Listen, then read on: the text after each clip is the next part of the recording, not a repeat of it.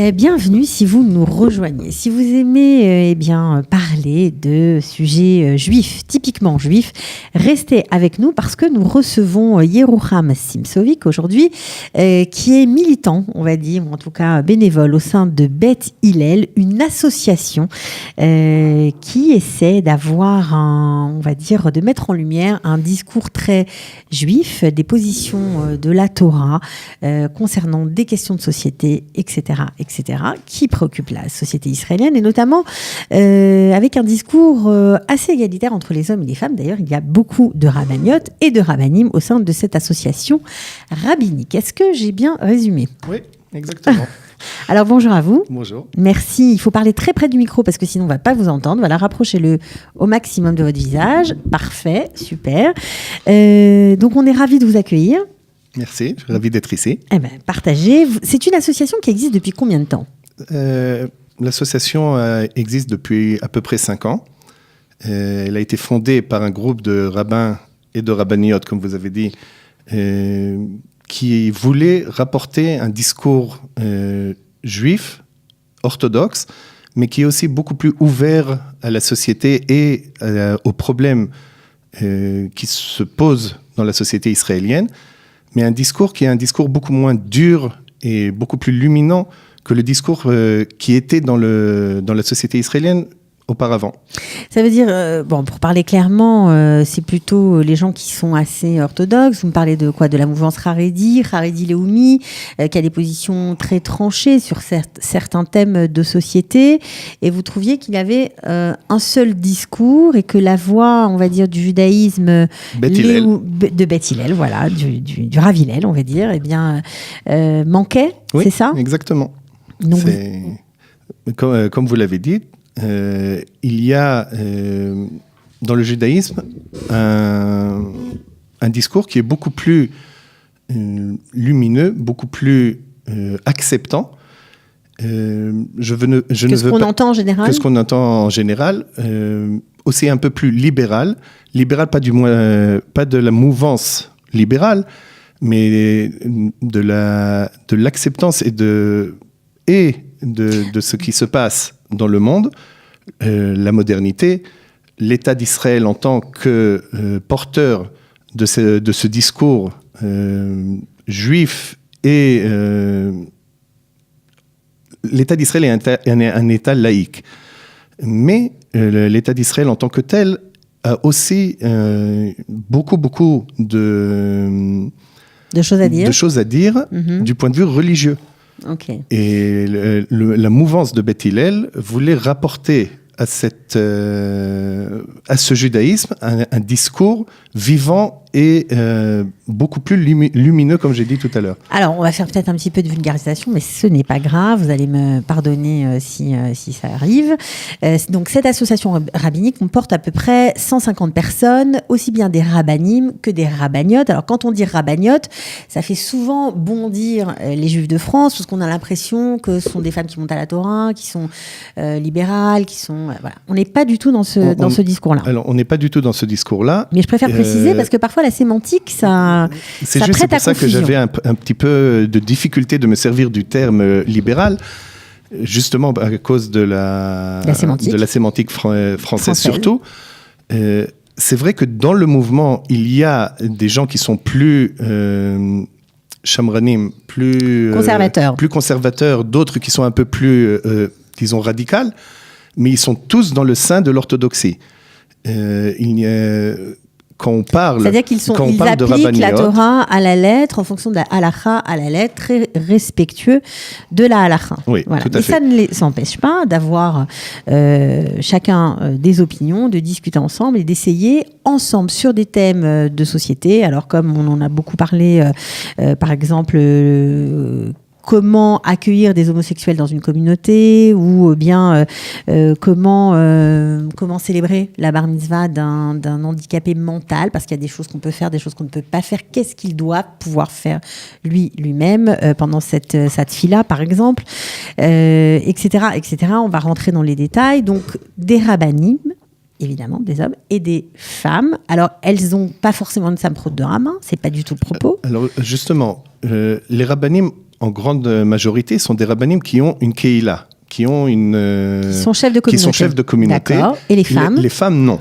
Et donc, les rabbaniotes sont des femmes qui enseignent et qui ont étudié la Torah pendant des années dans des cadres différents et qui enseignent la Torah dans des midrashot pour femmes et qui passent aussi des examens auprès de rabbanim pour vérifier leur complètement orthodoxes, comme le Rav Melamed, qui est justement lui aussi de mouvance beaucoup plus chardalite, mais acceptante. C'est vraiment une personnalité qu'il faudrait connaître plus, parce qu'il est vraiment spécial dans cette chose-là. Mais d'autres rabbanim aussi qui testent les connaissances de ces femmes, exactement comme les hommes passent des examens pour devenir rabbanim. Il n'y a pas de hasmacha.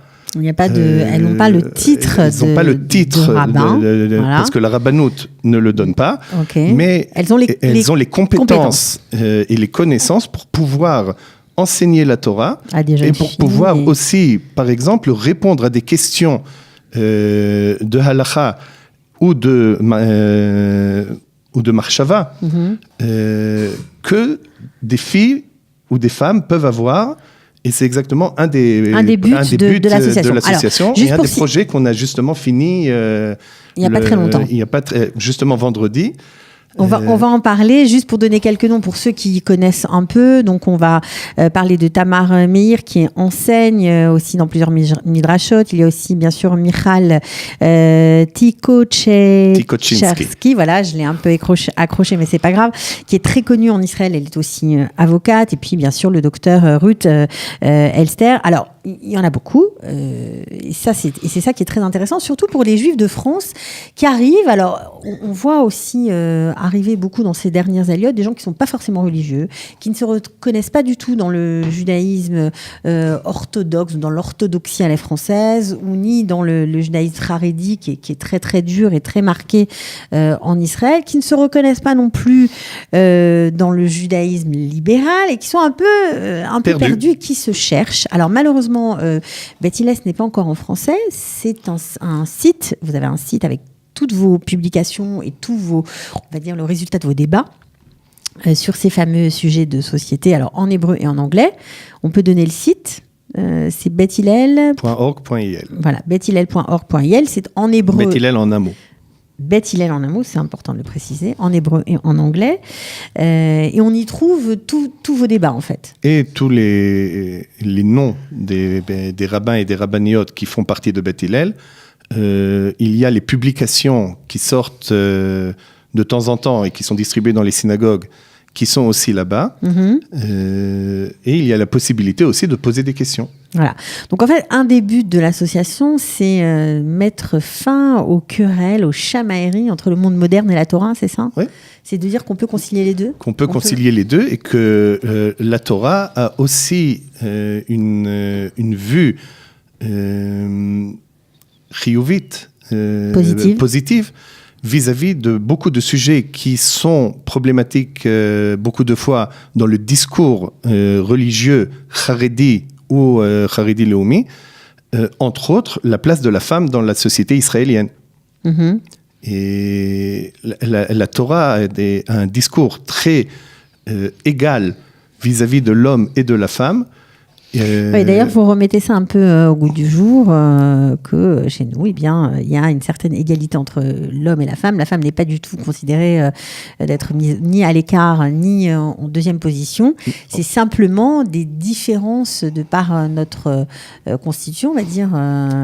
Il faut dire qu'il y a beaucoup de normes et de conduites sociologiques qui ont été imprégné dans le judaïsme et qu'il faut essayer de ressortir le judaïsme de cette impression qui a été faite dans les pays musulmans et dans les pays chrétiens. Il faut se rappeler que la femme... Ça veut dire que quoi ? C'est une association pour nous aider à enlever aussi la galoute qui est en nous, aussi, c'est ça ? Bien sûr. Le fait d'être arrivé en Israël n'est pas une fin en soi ? Non. Ça ne suffit pas, il faut... Il y a un but du fait d'être arrivé en Israël. L'État d'Israël en tant que tel a un rôle dans la Géoula du peuple d'Israël. Et beaucoup de fois, c'est très, très difficile, même quand on est arrivé en Israël, de sortir la galoute qui est imprégnée dans nous. Alors, vous avez aussi, bien sûr, des débats très intéressants, tellement intéressants qu'ils vont être publiés au mois de novembre par les éditions Yediot Aharonot. Donc, vous avez une vingtaine de sujets qui vont être imprimés et publiés, édités, bien évidemment. Donc, ça, c'est quand même pas mal. C'est une victoire pour vous. Oui, c'est 20 sujets qui ont été en débat dans le Beth Midrash de Beth Hillel. Beth Hillel a un Beth Midrash physique dans lequel il y a une vingtaine de personnes qui sont des personnes fixes. Il y a d'autres personnes qui étudient tous les jours. Qui étudient, pas tous les jours, mais de temps en temps. On prend un sujet qui est un sujet qui... Donc, c'est pas ouvert à tout le monde. Hein. C'est pas un Beth Midrash ouvert à tout le monde. C'est pas un Beth Midrash ouvert à tout le monde, mais il y a la possibilité de venir et participer au débat. Le débat se fait en tant que enseignement. On étudie ensemble la question. Chacun donne son avis, comment il comprend. Qu'est-ce que vous étudiez comme source? Tout? Oui. Pas simplement la halakha. Non, des sources rabbiniques. Okay. Parce qu'on veut donner un psak halakha qui dit c'est comme ça qu'on peut faire. Alors on a beaucoup parlé le dernier Tisha B'Av, beaucoup de gens dans toute la société israélienne ont dit faudrait peut-être encore une fois, comme le Rav Goren l'avait fait, encore une fois changer la tfila, puisqu'aujourd'hui les rues de Jérusalem ne sont pas désertées, etc. Ce sont des questions par exemple que vous abordez? C'est une question qui a été abordée dans le Beth Midrash. Il y a eu des avis pour et contre, et on n'a toujours pas tranché la question. Il faut savoir que le sujet de la tfila est un sujet extrêmement délicat, parce que la tfila n'est pas seulement les mots qu'on dit, mais l'arrière-pensée que les Chachamim avaient en donnant ces mots spécifiques. Et beaucoup de fois, on a un problème qu'on comprend les mots d'une telle façon qu'ils sont différentes de la kavana, du désir, de la raison pour laquelle ces mots ont été dits. Et la tfila de Nachem, par exemple, qu'on dit le jour de Tisha B'Av, alors c'est vrai, et dans la tfila on le dit aussi, on ne peut pas parler du fait, quand on est en Israël, que Akadosh Baruch Hu nous ramène sur la terre d'Israël en tant que personne privée. Mais le peuple d'Israël n'est toujours pas en entièreté ici en Israël. Et donc, il y a cette problématique. Ça amène des débats. Alors, vous avez aussi d'autres questions passionnantes. Par exemple, on sait, et ça fait la gloire un peu du pays, qu'il y a énormément d'actions humanitaires qui sont menées à travers le monde lorsqu'il y a normalement des tremblements de terre. Je pense à Haïti, je pense à d'autres événements où Israël, c'est vraiment beaucoup de fois, Israël est la première là-bas. Et souvent, Israël est la première là-bas. Alors, quel rapport cette question avec Beth Hillel? Beth Hillel essaye de trouver et de donner aux actions que le pays, en tant que pays, fait, une justification juive. C'est pas vraiment une justification, mais une mashmaout, une signification juive, et de comprendre que les actes humanitaires que Israël fait n'est pas seulement un acte politique, mais il y a ici aussi un acte juif. Et c'est une des questions qui se pose. D'accord. Même chose pour l'aide financière aux réfugiés syriens.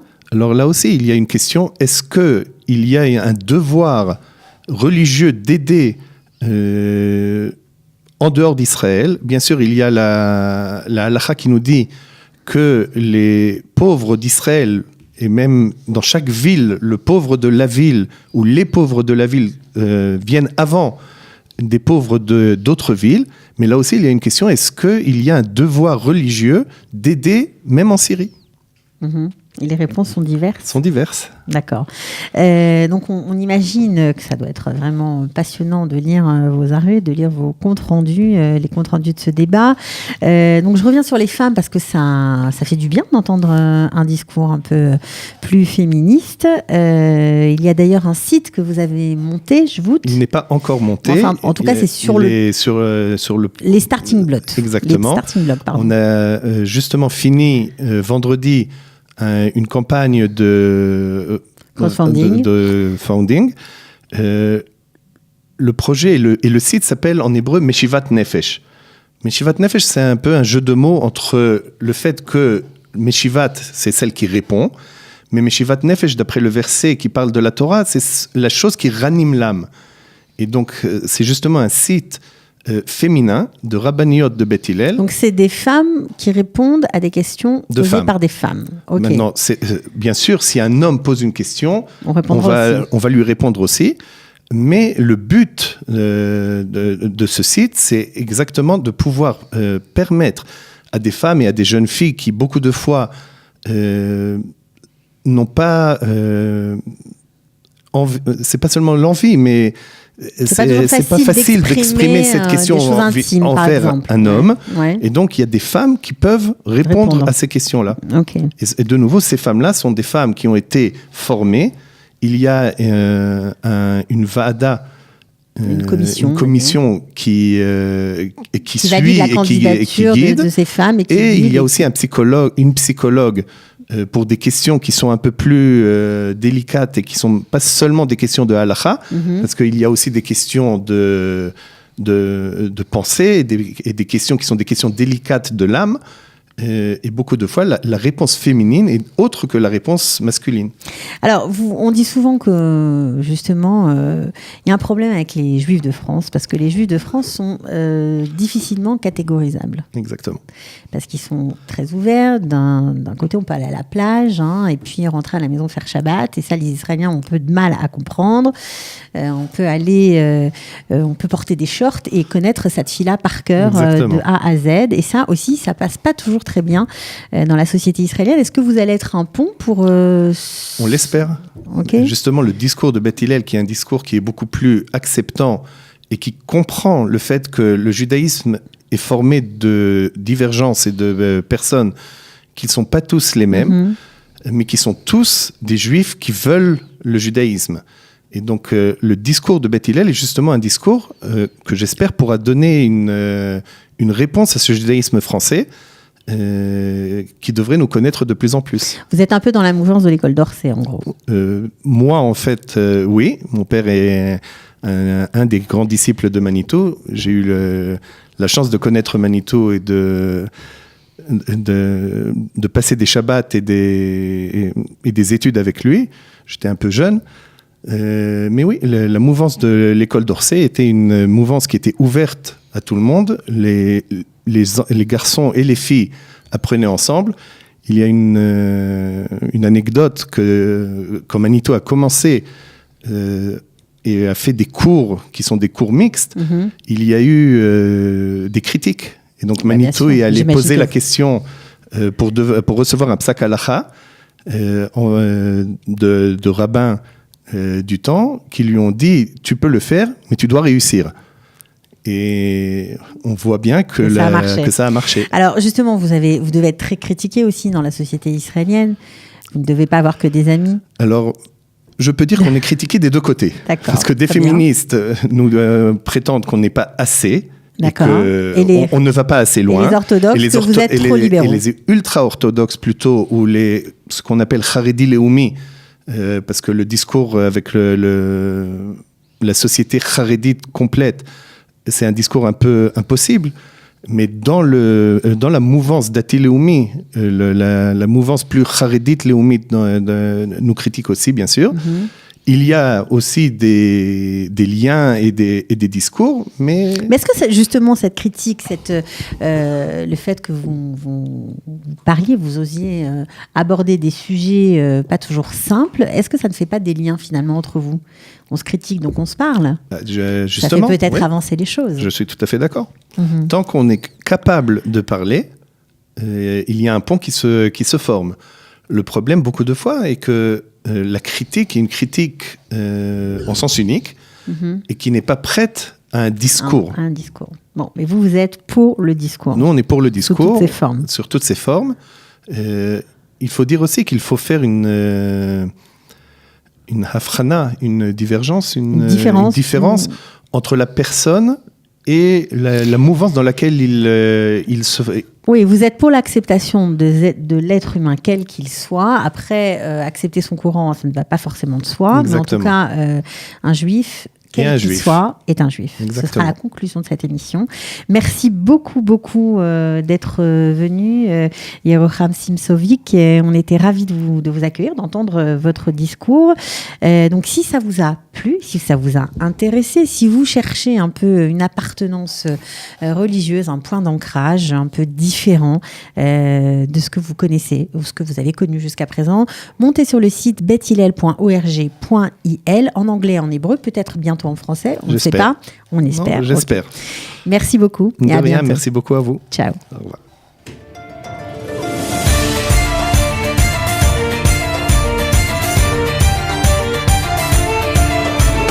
De la générosité, des talents et du cœur, c'est la sauce du jour sur studioqualita.com.